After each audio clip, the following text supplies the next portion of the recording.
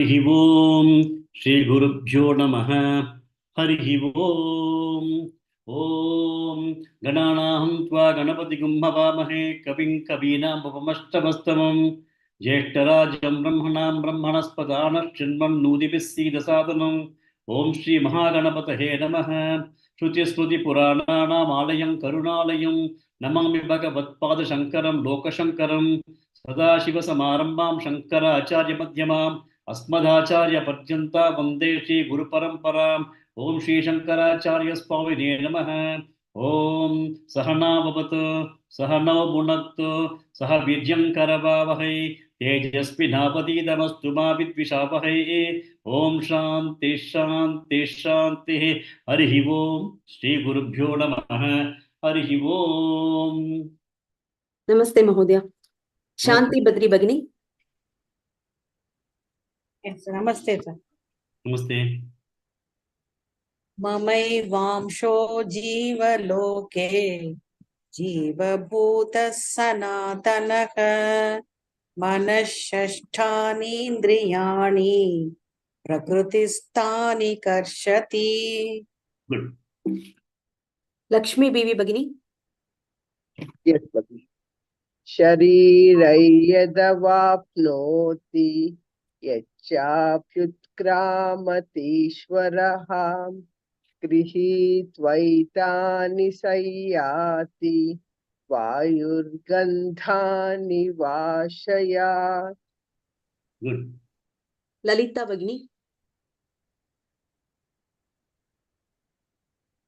श्रोत्रं चक्षुस्पर्शनं च रसनं घ्राणमेव च अधिष्ठाय मनश्चायं विषयानुपसेवते। गुड। कृष्ण पावनी भगिनी। नमस्ते महोदय। नमस्ते। उत्क्रामन्तं स्थितौ वापि भुञ्जानौ वा गुणान्वितं विमूढानानुपश्यन्ति पश्यन्ति ज्ञानचक्षुषः। गुड। काश्मीरा भगिनी। यतन्तो योगिनश्चैनं पश्यन्तात्मन्यवस्थितं यतन्तोऽप्यकृतात्मानः नैनं पश्यन्त्यचेतसः। गुड। शारदा राजन भगिनी। यदादित्यगतं तेजः जगद्भासयतेऽखिलम् यच्चन्द्रमसि यच्चाग्नौ तत्तेजो विद्धि मामकम्। गुड। शरद चवन महोदय।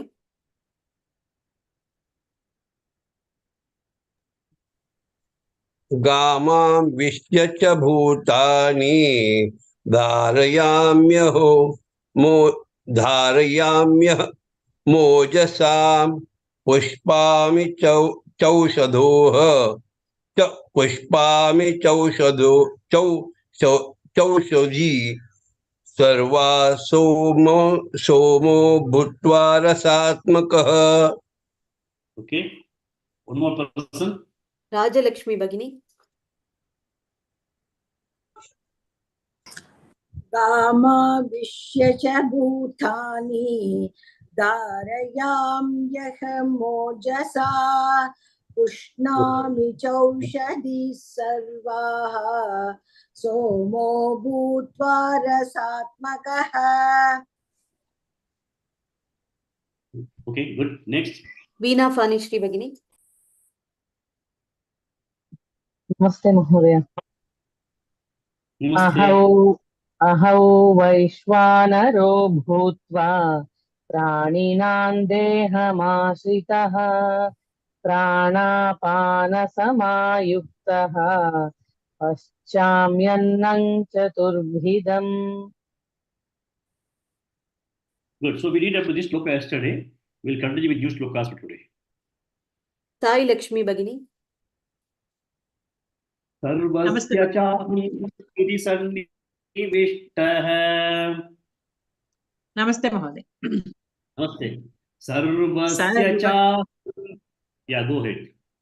सर्वस्य चाहं हृदि सन्निविष्टः सर्वस्य चाहं हृदि सन्निविष्टः मत्तस्मृतिर्ज्ञानमपोहनं च मत्तस्मृतिर्ज्ञानमपोहनं च मत्तस्मृतिर्ज्ञानमपोहनं च सर्वस्य चाहं हृदि सन्निविष्टः मत्तस्मृतिर्ज्ञानमपोहनं च सर्वस्य चाहं हृदि सन्निविष्टः मत्तस्मृतिर्ज्ञानमपोहनं च सर्वस्य चाहं हृदि सन्निविष्टः मत्तस्मृतिर्ज्ञानमपोहनं च Good. Next.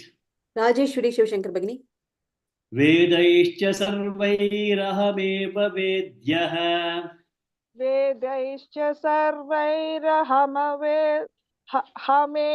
वेद्यः वेदैश्च सर्वैरहमेव वेद्यः वेदान्तकृत्वेदविधेव चाहम् वेदान्तकृत् विदेव चाहम् वेदान्तकृत् विदेव चाहम् वेदैश्च सर्वैरहमेव वेद्यः वेदान्तकृत्वेदविधेव चाहम् वेदैश्च सर्वैरहमेव वेद्यः वेदान्तकृत् विदेव चाहम् वेदैश्च सर्वैरहमेव वेद्यः वेदान्तकृत् विदेव चाहम् Good. Next. श्रीमती भगिनी सर्वस्य Namaste, Mahodaya. Namaste. Sir, I think I have one small request. Once we start the class, let us not have greetings. I fully recognize that you all respect me because that will slightly take some time and derail the flow. Okay, no problem. Okay, we'll just straight away go to the class. Sarvasya chaham hridi sannivishtaha mattasmrutirjnanamapohanancha सर्वस्य चाहं हृदि सन्निविष्टः मत्तस्मृतिर्ज्ञानमपोहनं च सर्वस्य चाहं हृदि सन्निविष्टः मत्तस्मृतिर्ज्ञानमपोहनं च Good. Next.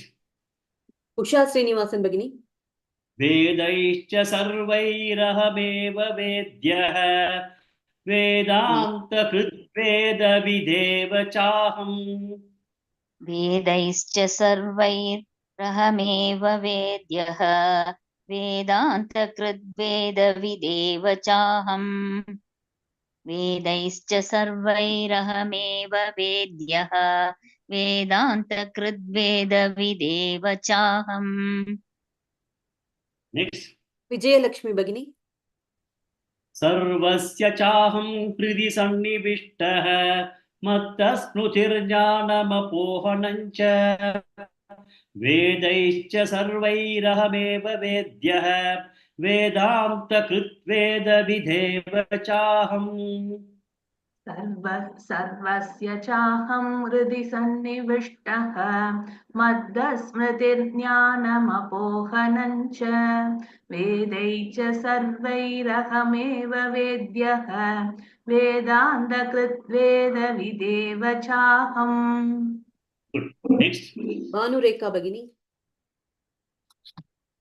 सर्वस्य चाहं हृदि सन्निविष्टः मत्तस्मृतिर्ज्ञानमपोहनं च वेदैश्च सर्वैरहमेव वेद्यः वेदान्तकृद्वेदविदेव चाहम् Next.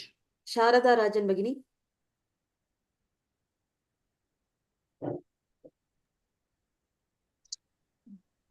सर्वस्य चाहं हृदि सन्निविष्टः मत्तस्मृतिर्ज्ञानमपोहनं च वेदैश्च सर्वैरहमेव वेद्यः वेदान्तकृद्वेदविदेव चाहम् Good. One more person. Krishna Pavani Bhagini. सर्वस्य चाहं हृदि सन्निविष्टः मत्तः स्मृतिर्ज्ञानमपोहनं च वेदैश्च सर्वैरहमेव वेद्यः वेदान्तकृद्वेदविदेव चाहम्. Good. So when we look at this chapter 15, the first 2.5 slokas, it was all discussing about the samsara vriksham, the imagery of samsara vriksham with that of the Ashwatha tree. Then from 2.5, the second half of the third verse to the sixth verse, it was all talking about moksha sadhanas, the discipline that one needs to have in terms of seeking liberation. So it was a moksha sadhana. From 7 to 15, this is the last sloka of that. Bhagavan is covering on the principle of Brahman in everything.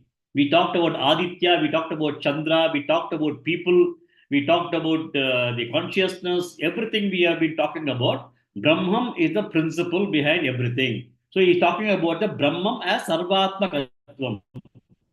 Okay.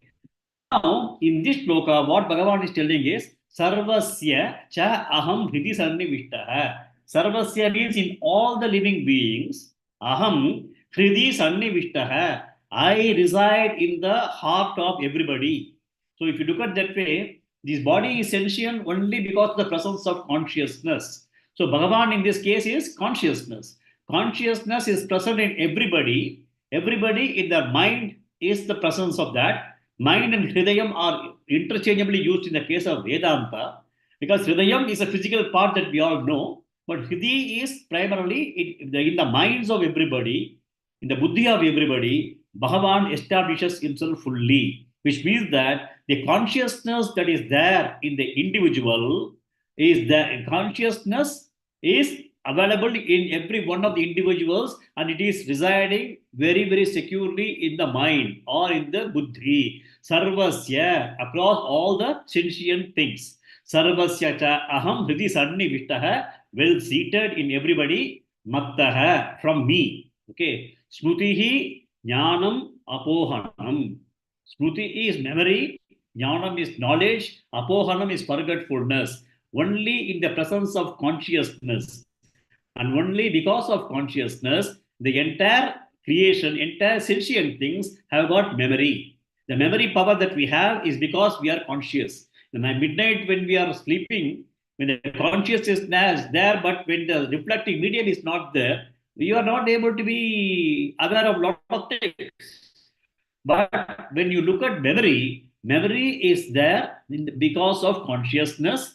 Jnanam, we are able to learn a lot of things. We are sitting in a Bhagavad Gita class for 1 hour every day and we are learning a lot of things. This jnanam or knowledge, the capability to gain knowledge is again because of the consciousness that we have present in this body. And the other important thing is that it is not only memory and jnanam, which is because of the consciousness, which is because of Bhagavan, he says, Matta, from me. Okay. Apart from that, forgetfulness is also because of consciousness. Somebody may ask a question, why forgetfulness? Forgetfulness is a very, very important thing in our entire living. We have to keep forgetting a lot of things in our life. There could have been a lot of things that have happened in our life which we continue due to changes that is taking place and also due to passage of time, we continue to forget. If you look at that way, a lot of us would have lost many of our own close people with whom we have been brought up with. But those days, it would have been one of the very hard grievance that we had to overcome. But now over the time, we just forget. We are just carrying on with the life. And another important thing is that only when you start forgetting, only when you start taking out certain things that is there occupying the memory, you'll be able to create new space in the memory for that to get into a system. Like in the case of a external drive, you may have 15 GB. If you keep all the crap in the 15 GB of memory, if you want to put in a new shloka into that, the system will say there's no space available. So ultimately, what is required is that you need to start cleaning it up. Memory is one of those kinds of tools by which you take away a lot of things. In the course of Vedanta also, you'll realize that you may have to start giving up a lot of things. Okay, those things were all sitting in your memory. Hatred of different people would have been sitting in your memory. Now you give it up. You have to start forgetting about that. So Bhagavan says that I am providing jnanam The I means the consciousness principle, which is Bhagavan, which is Atma, is the one responsible for memory, responsible for learning and jnanam, and also responsible for forgetfulness we have. If you think about forgetfulness, without forgetfulness, we will not be able to really have a good, happy life. There will be a lot of situations that may be clogging our mind, and it may make our mind impossible to have a celebration or happiness. But forgetfulness is also one of those things that because of the presence of Atma, presence of consciousness, it is there. So all these three things are coming out of consciousness, which Bhagavan says, Matha, from me. And once we realize that Atma is also Bhagavan, it is also a part of Atma. Chutta Chaitanyam is the one responsible for that. And then Bhagavan continues now, Vedehi, that is all the Vedas, Sarvaihi, Vedehi, Sarvaihi, in all the Vedas that you have, what is that you need to know? Vedya, what is that you have to know? Aham eva. At the end of the day, when you say that, I have done algebra, geometry, and I have cleared my class 8. Okay, this is the portion I have cleared, then I am in class 9. So that is the portion, the scope is there. Now, when you look at it from the syllabus perspective of Vedas, what is the ultimate thing of reading a Veda that's going to give? Understanding Bhagavan. So when you look at that way, and knowing the Vedas or through the Vedas, what is that you are going to know is ultimately the supreme knowledge of Bhagavan, supreme knowledge of Atma, supreme knowledge of Brahman. So Vedehi, Sarvaihi Vedehi, Ahameva Vedyaha. You have to know only me in terms of all the Vedas. So when you look at that way, all the shlokas that we do as upasanas, all those shlokas that we do as upasanas, maybe Lalita Sahasranam, Vishnu Sahasranam, whatever we are doing, what is that you are doing? Ultimately, you are trying to make your own Chitta Chutti for your own self in terms of spiritual growth. And the end of spiritual growth, what is the ultimate? Ultimate is to know Bhagavan. Ultimate is to know Brahman. Ultimate is to know Atma. So that is ultimate. If you look at all the pujas, punaskaras we have, the ultimate thing for that is knowing oneself, Atma Jnanam. So Bhagavan says, Vedehi, Sarvaihi Vedehi, Aham Eva Vedyaha. I am the only one to be known. And then he says, Vedanta Krid. He has got Chaham is coming in the end, no? That is Cha Aham. Aham Vedanta Krid. I am the one who has made the Vedanta. Now, Vedanta is the last portion of all the Vedas. And Bhagavan is the person who has made Veda also. But Bhagavan lays lot of emphasis for Vedanta because Veda has got lot of karma kanda where people do karmas only which is going to bind them continuously in terms of Janma karma is going to continue. Vedanta is the one that is going to provide the tools, moksha sadhanas for coming out of the samsara cycle. So Bhagavan says, Aham Vedanta Krit. I am the one who has given the essence of Vedas in Vedanta. And then Aham Vedavid. I am the one who is a knower of Vedas also. So Vedanta Krit, Vedavid Eva Chaham. I am the only one who is the creator of Vedas. I am the one who is the creator of Vedanta. And I am the one who knows all these things also. And I am the one to be known through Vedas and all kinds of Vedas. Nidhi Sannivittaha, Maddaha, Smutihi, Jnanam, Apohanam. So only from me, all these three things that you have in your own faculty of memory, faculty of jnana, or faculty of forgetfulness, it's all from me. So with this, Bhagavan completes the third topic of this 15th chapter, that is on understanding the Brahma in the form of everything that we have. Okay. So as I told you, the first one is Samsara Vriksham, the second one is Moksha Sadhanam, the third one is in terms of Brahma being there in everything, inert and inert as well as the sentient things. It is the Brahman that is there, that is pervading everything. Okay. The next one is that between 16th sloka and 18th sloka, Bhagavan is going to talk about Brahma is Purushottama. That is what he is going to talk about now. Because this chapter has been named as Purushottama Yoga, he is going to talk Brahman being Purushottama in the next 3 slokas. Okay. Next. Lalita Bhagini. Dvamimau Purusho Loke. Dvavimau Purusho Loke. Dvavimau Purusho Loke. क्षरश्चाक्षर एव च क्षरश्चाक्षर एव च क्षरश्चाक्षर एव च द्वाविमौ पुरुषौ लोके क्षरश्चाक्षर एव च द्वाविमौ पुरुषौ लोके क्षरश्चाक्षर एव च द्वाविमौ पुरुषौ लोके क्षरश्चाक्षर एव च. Good. Next. Veena Fanishri Bhagini. Sir, sometimes it is, I'm sorry, sometimes the voice is breaking, your voice, so. The voice is breaking? In between, little bit, one For bit. everybody or it's only for you? No, Mahodaya, yes, No, it sir, is breaking, everybody Mahodaya. For everybody, for everybody. For everybody. I'll go into my I'll do tethering with my mobile phone because 5G is more stable than this one. Just hold on for a minute. I'll just get into my mobile phone tethering.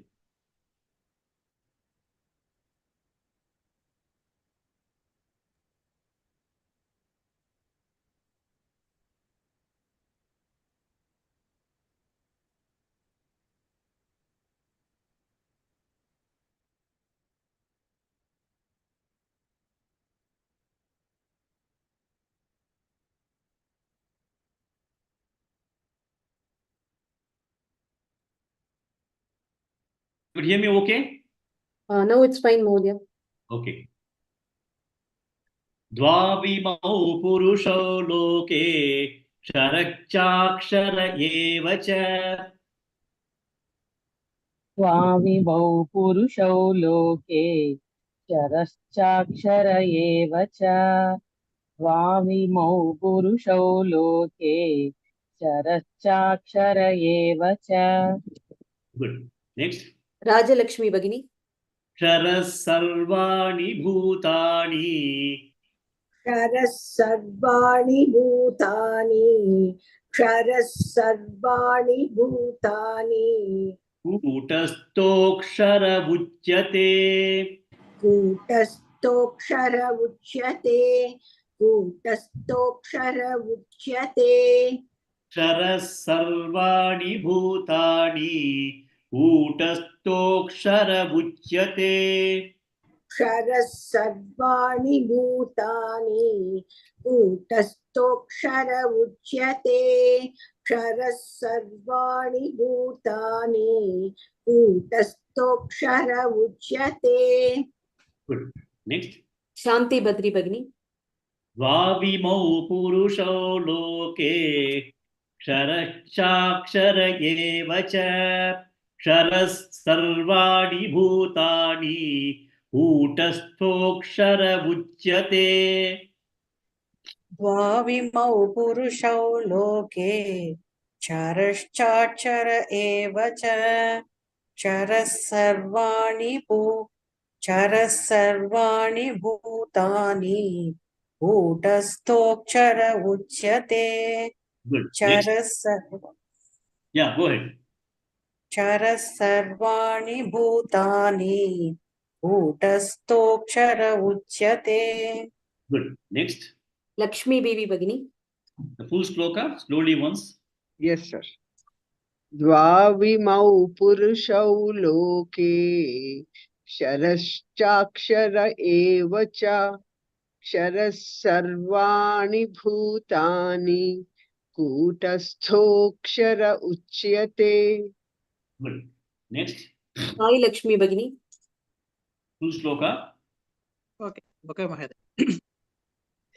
द्वाविमौ पुरुषौ लोके क्षरश्चाक्षर एव च क्षरः सर्वाणि भूतानि कूटस्थोऽक्षर उच्यते. Good. One more person. Kashmira Bhagini. द्वाविमौ पुरुषौ लोके क्षरश्चाक्षर एव च क्षरः सर्वाणि भूतानि कूटस्थोऽक्षर उच्यते. Good. So we'll take next sloka and then go for the reading of them together. Next. Bhanureka Bhagini. Uttamah purushastvanyah उत्तमः पुरुषस्त्वन्यः उत्तमः पुरुषस्त्वन्यः परमात्मेत्युदाहृतः परमात्मेत्युदाहृतः परमात्मेत्युदाहृतः उत्तमः पुरुषस्त्वन्यः परमात्मेत्युदाहृतः उत्तमः पुरुषस्त्वन्यः परमात्मेत्युदाहृतः उत्तमः पुरुषस्त्वन्यः परमात्मेत्युदाहृतः. Good. Next. विजयलक्ष्मी भगिनी. यो लोकत्रयमाविश्य यो लोकत्रयमाविश्य यो लोकत्रयमाविश्य बिभर्त्यव्यय ईश्वरः निबर्त्यव्यय ईश्वरः निबर्त्यव्यय ईश्वरः बिभर्ति अव्यय ईश्वरः बिभर्त्यव्यय ईश्वरः बिभर्ति अव्यय अव्यय should be pronounced बिभर्त्यव्यय ईश्वरः निबर्त्यव्यय ईश्वरः. Correct. Once again the entire line.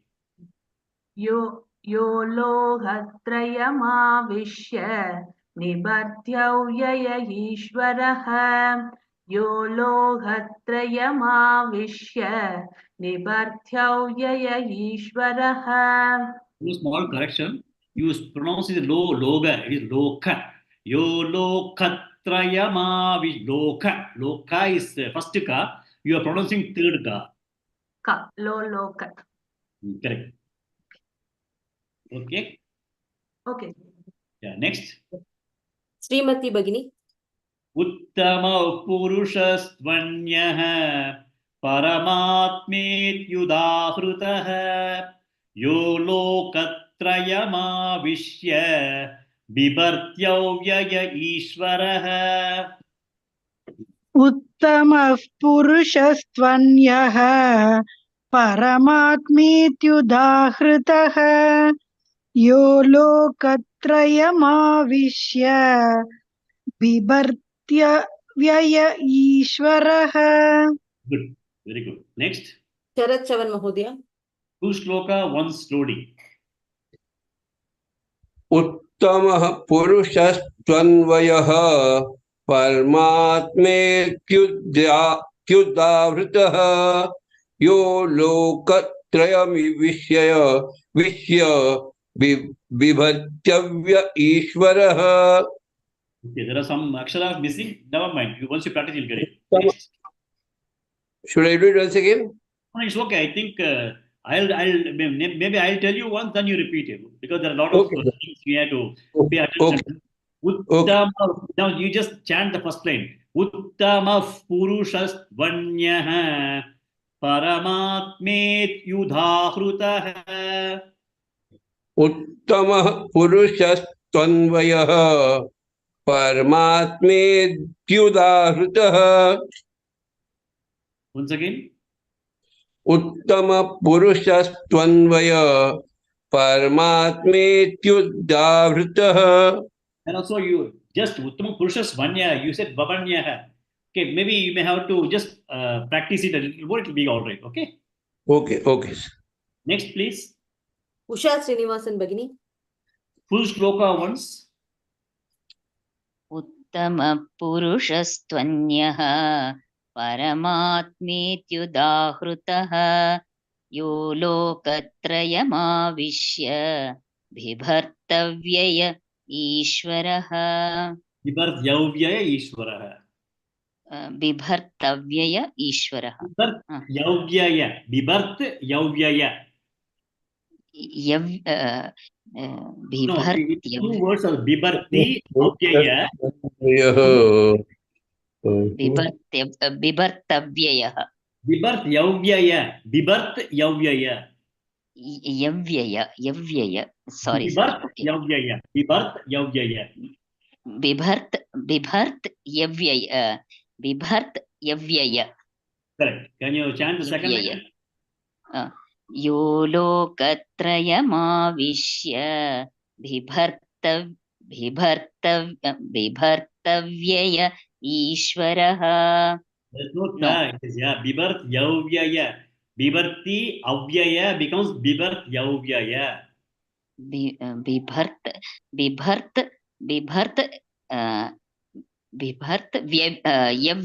yavyaya. Yeah, okay. Okay. Bibhart Maybe you yavyaya. have some more other person chanting it, you are just listening to it. One more person, please. Rajeshwari Thank you, Shivshankar sir. Bhagini. उत्तमः पुरुषस्त्वन्यः परमात्मेत्युदाहृतः यो लोकत्रयमाविश्य बिभर्त्यव्यय ईश्वरः. Good. One more person, and then we'll go to the Krishna meeting. Pavani Bhagini.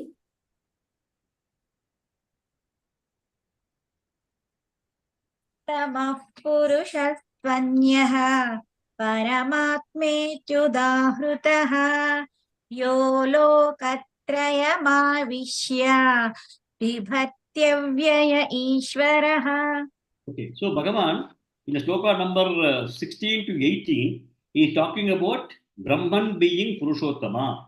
That is the topic of this chapter also. Now, in this sloka, the 17th sloka, the second line, Lokatrayam Avishya, he says that the one who is pervading all the three lokas. Okay, so now we have to understand what are the three lokas. Okay, the three lokas are, it is called Amshatrayam. Amshatrayam means Bhagavan is able to be a part of these three things. That is Amshatrayam. So if you look at that way, first one is called, look at the previous loka, Dvamimo Purusho Loke. He said that this Purusha Loka is divided into divided into two parts he is telling. Dvam Ivo. Dvam is two. Kshara and Akshara. So he says that the first loka, he says, there is this loka is made into two different lokas. Dvam Imau. Dvam is two. That is Kshara Purushaha, Akshara Purushaha. That is two things he is telling. Ksharaha Sarvani Bhutani. Okay. And Kutastaha Aksharaha Uchyate. So before coming to the meaning of these things, I'll come to that. Now, the next one is telling Uttama Purushaha Anya. He is talking about Kshara and Akshara. And then he is also telling in this sloka that Uttama Purushaha, that is Purushottama, is Anyaha. He is beyond this, he is other than this, which means that Bhagavan is talking about three different principles here. Okay. First one is called Kshara Purushaha, Akshara Purushaha, and then of course Purushottama. So three things he is talking. What is Kshara Purushaha? The visible universe, which is accessible to all of us, which is perceptible to our sense organs, okay, which is tangible to all of us, which is manifest matter that is around us, including the body. Okay. Now the entire scientific world is only talking on this primarily, right? The entire manifest matter only scientific talks. And this is called Kshara Purushaha. Kshara means that can be destroyed. Okay, Kshara Purushaha. So this is called Prakriti Tattvam. That's what we normally call. But from this particular point of learning this sloka, let us call it Kshara Purushaha. Kshara Purushaha is the entire visible universe consisting of matter, manifest matter. That is the Kshara Purushaha. So we can call it as manifest matter.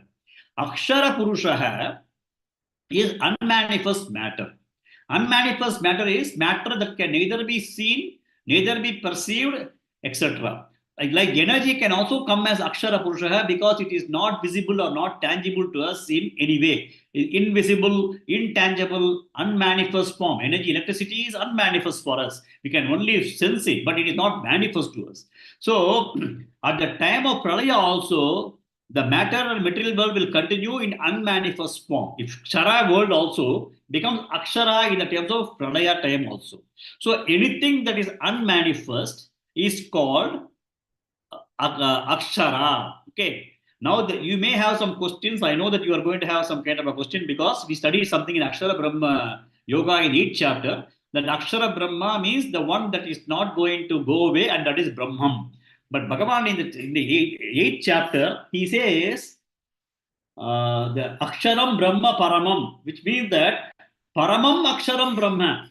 That is Aksharam in that superior most of the Aksharam. Paramam Aksharam Brahma. Sloka number 3 in 8th chapter. So it is Aksharam world is there.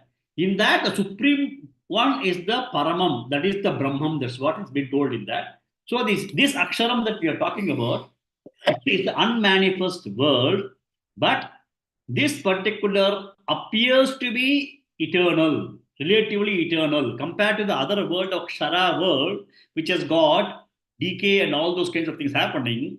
The Akshara world appears to be relatively eternal. So it is called Aksharam. So when you look at that way, both these Akshara and Kshara Purusha that we talk in this particular sloka, both of them have got Achetana Tattvam. Okay, they are not conscious principle, they are inert principle. Whereas Purushottama is a conscious principle. That is, consciousness principle is neither the part of matter nor a part of the product of matter. If you look at that way, we all understood consciousness is totally independent of matter. I think that understanding is absolutely clear to all of us. So the consciousness, which in principle is neither a part of the matter nor a product of the matter, it is independent of matter, is the consciousness principle. That is, it is independent of the manifest material, independent of the unmanifest material, because during Pralayam time, everything becomes unmanifest, but all of them are again going to come up when the Shrishti again starts. So unmanifest and manifest is two different things, and consciousness is the third principle, and this consciousness principle is Purushottama principle. So we have to understand that very, very clearly. Manifest is Akshara, unmanifest is relatively eternal Akshara, and consciousness principle is independent of Kshara and Akshara. So that is the three different principles, and the consciousness principles is Uttama Purusha or Purushottama. So when you look at it from the comparative perspective, Kshara and Akshara, as we talk in this particular sloka, they both of them are Achetana Tattvam. Okay, there is absolutely no consciousness principle, whereas Purushottama is a Chetana Tattvam. That is, the first two things, Kshara and Akshara, as per this sloka, are inert principle, whereas Purushottama is the consciousness sentient principles. In the second thing is that Kshara and Akshara have got Sagunam. They are having properties, they are having characteristics, whereas with Purushottama or consciousness is Nirgunam. So it is not having any kinds of qualities or does not have any kind of attributes. Then when you look at it from the Kshara and Akshara as per this sloka, they are subject to modification, they are subject to changes. Matter can be converted to energy, and energy can be also converted to matter. E equal to mc square. Matter is Kshara, energy is say Akshara. E equal to mc square. Energy can be converted to matter, and matter can be converted to energy also. That is Kshara and Akshara, there is interchangeable also. Okay, that is what Einstein had proved at E equal to mc square form. So both the manifest Kshara and Akshara are totally interconvertible. They can undergo changes, whereas in the case of Purushottama, it is absolutely going to be a consciousness principle only. So that is what Bhagavan is telling. 15.16 he is telling that there are two lokas, Kshara and Akshara. Kshara has Sarva Bhutani, all the human beings, all the creations are all Kshara. Kutastaha Akshara Uchyate. The changeless one, it says, is in this case, Kutastaha, you should not take the changeless, you have to take it as unmanifest is called Akshara. So manifest is Akshara, unmanifest is Akshara, and Uttama Purusha 15.17 is Anyaha. Purushottama is apart from this, and he is called as what? Paramatma iti udahritaha. He is being told as Paramatma, Paramatma iti udahritaha. Yaha, that particular consciousness principle, Lokatrayam Avishya, it is the one that is pervading all the three. We talked about Kshara, Akshara, Purushottama. But the Purushottama principle is the only one that is going to be pervading all the things. Bivarti Avyayaha Ishvaraha. Bivarti means he is going to sustain what? The entire creation. Avyayaha, changeless. Ishvaraha, that is the Lord. So Uttama Purusha is absolutely different than Kshara and Akshara Purusha. And only because of Uttama Purusha, all the three things are being sustained. Manifest, unmanifest, and consciousness principle are sustained only because of that. And only because of the consciousness principle, the entire thing is being sustained. Now, that particular thing is called Uttama Purusha. The one who is beyond Kshara and beyond Akshara is the Uttama Purusha. The Uttama Purusha Anyaha Paramatma iti Udahritaha Yaha Lokatrayam Avishya Vivarti Avyaya Ishvaraha. So that is the meaning of this particular shloka. I hope you would have got a kind of understanding of that, of what is Uttama Purusha. Okay. Now, next one. Anupama Bhatt Bhagini.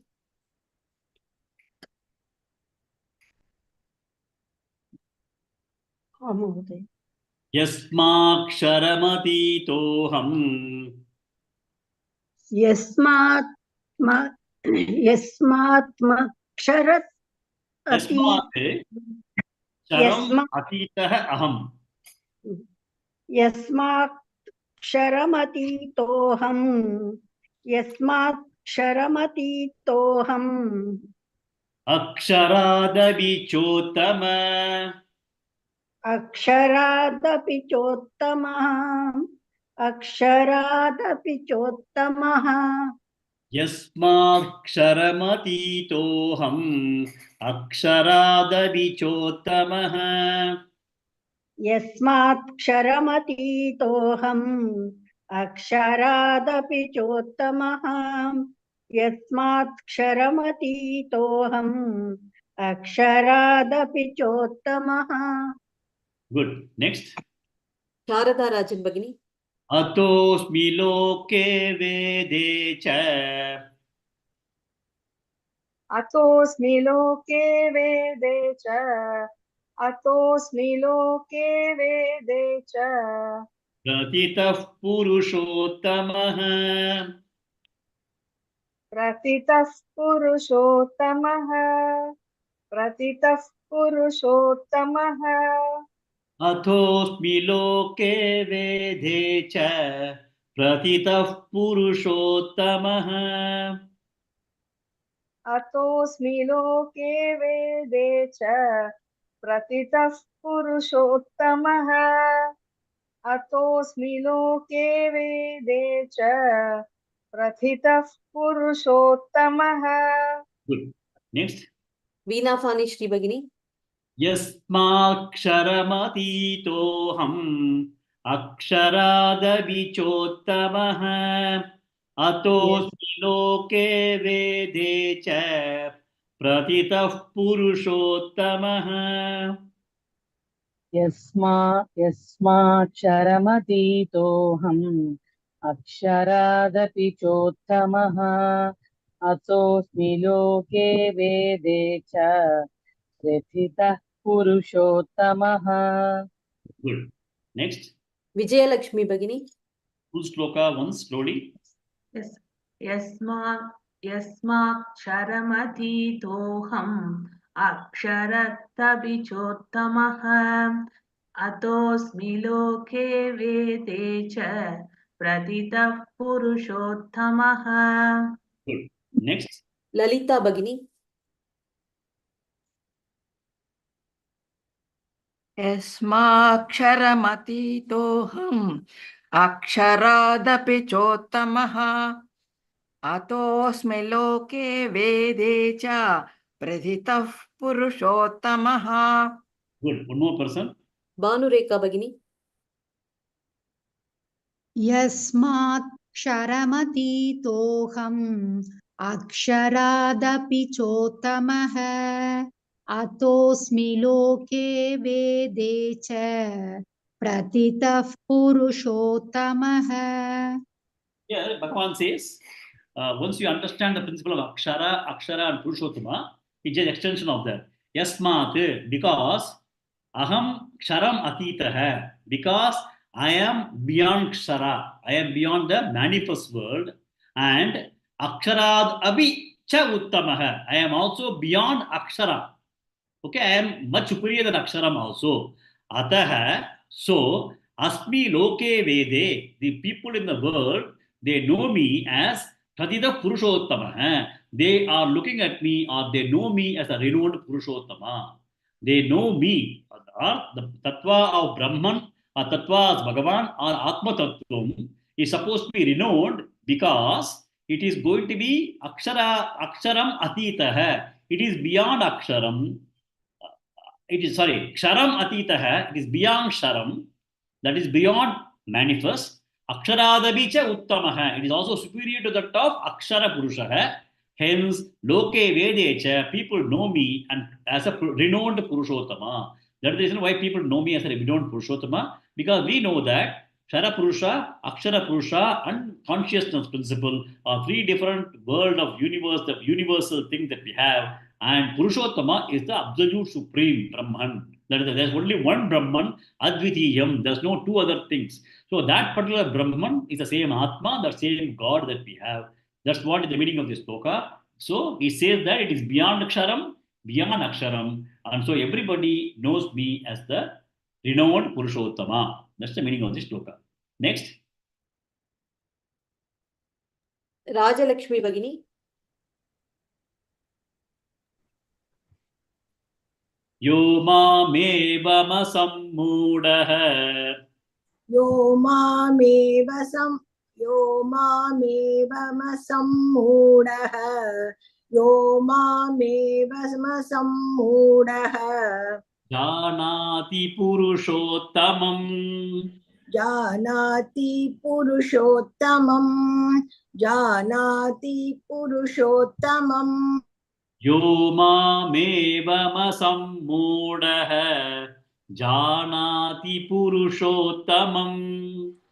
यो मामेवमसम्मूढः जानाति पुरुषोत्तमम् यो मामेवमसम्मूढः जानाति पुरुषोत्तमम्. Next. Kashmira Bhagini. Sasarvavid bhajati mam. ससर्वविद् भजति माम् ससर्वविद् भजति माम् Sarvabhavena Bharata. सर्वभावेन Bharata सर्वभावेन Bharata Sasarvavid bhajati mam. Sarvabhavena Bharata. ससर्वविद् भजति माम् सर्वभावेन भारत ससर्वविद् भजति माम् सर्वभावेन Bharata. Good. Next. Sai Lakshmi Bhagini. Yo mamevamasambhudah. Janati Purushottamam. Sasarvavid bhajati mam. Sarvabhavena Bharata. यो मामेवमसम्मूढः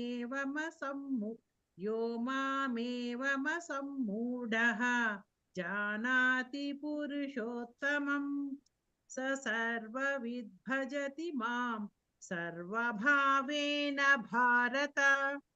Good. Next. Srimati Bhagini. Full sloka once slowly. यो मामेवमसम्मूढः जानाति पुरुषोत्तमम् स सर्वविद् भजति माम् सर्वभावेन Bharata. Good. Next. Anupama Bhatt Bhagini. यो मावेमसम्मूढः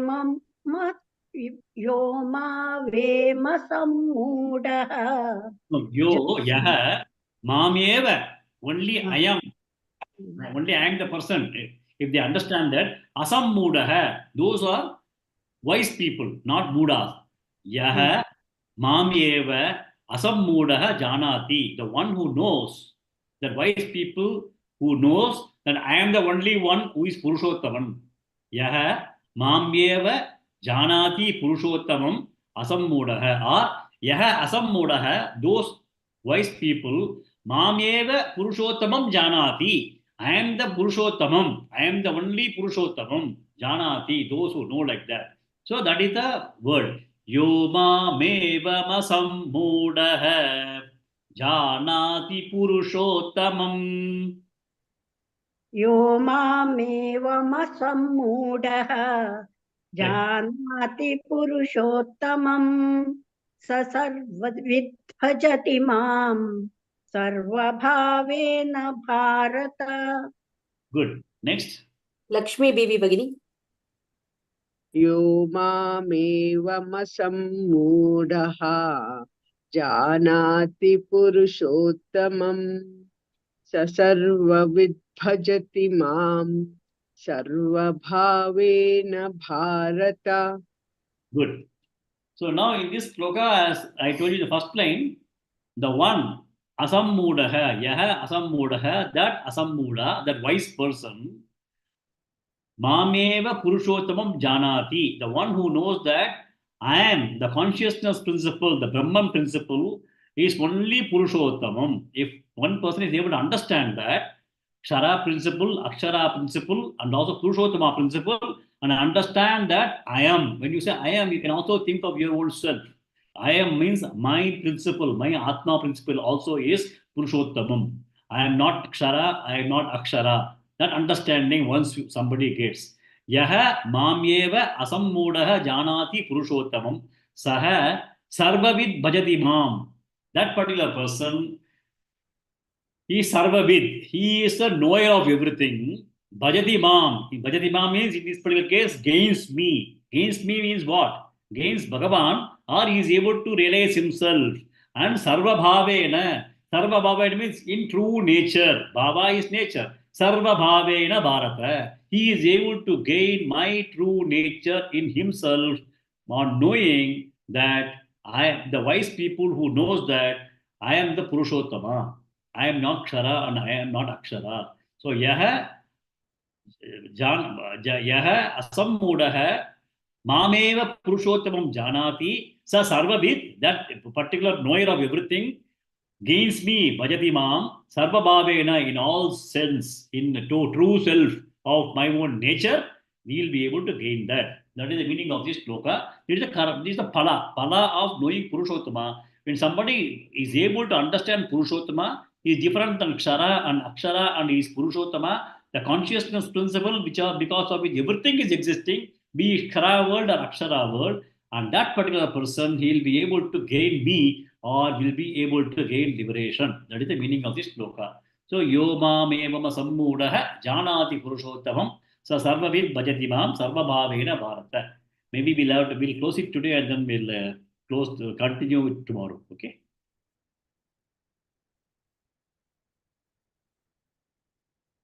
सर्वस्य चाहं हृदि सन्निविष्टः मत्तः स्मृतिर्ज्ञानमपोहनं च वेदैश्च सर्वैरहमेव वेद्यः वेदान्तकृत् वेदविधेव चाहं द्वाविमौ पुरुषो लोके क्षरश्चाक्षर एव च क्षरः सर्वाणि भूतानि कूटस्थोऽक्षर उच्यते उत्तमः पुरुषस्त्वन्यः परमात्मेत्युदाहृतः यो लोकत्रयमाविश्य बिभर्त्यव्यय ईश्वरः यस्मात्क्षरमतीतोऽहम् अक्षरादपि अतोऽस्मि लोके वेदे च प्रतितः पुरुषोत्तमः यो मामेवमसम्मूढः